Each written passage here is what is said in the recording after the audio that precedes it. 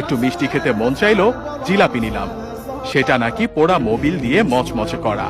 ইফতারে গলা ভেজাতে শরবত খাবো, তাতে মেশানো হয়েছে ক্ষতিকর রং আর কেমিক্যাল। খেজুর কিনলাম, চড়া দাম নিয়ে ধরিয়ে দিল 3 নম্বরই খেজুর। ইফতারে মজা করে মুড়ি মাখানো খাবো, সেই মুড়ি ইউরিয়া দিয়ে ফোলানো। সরিষার তেল দিয়ে মাখিয়ে খাবো ভেবেছিলাম, সেই তেলেও তো ভেজাল। সুন্দর দেখে বড় বড় পেঁয়াজও কিনেছিলাম, খেয়ে মনে হলো বড়া খাচ্ছি। আলুর চপে আলুর নামগন্ধ নেই, বেগুনিতে বেগুন খুঁজে পেলাম না।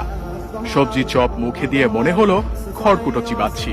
প্রোটিনের জন্য গরম দুধ খাওয়া দরকার, কিন্তু গাভীর পিটুইটারি গ্রন্থিতে ইনজেকশন দিয়ে নাকি অতিরিক্ত দুধ দোয়ানো হয়, তারপর আবার মেশানো হয় 1 বালতি পানি। এত ভেজাল খাওয়ার পর 2-1টা ঔষধ না খেলে তো শরীর টিকবে না।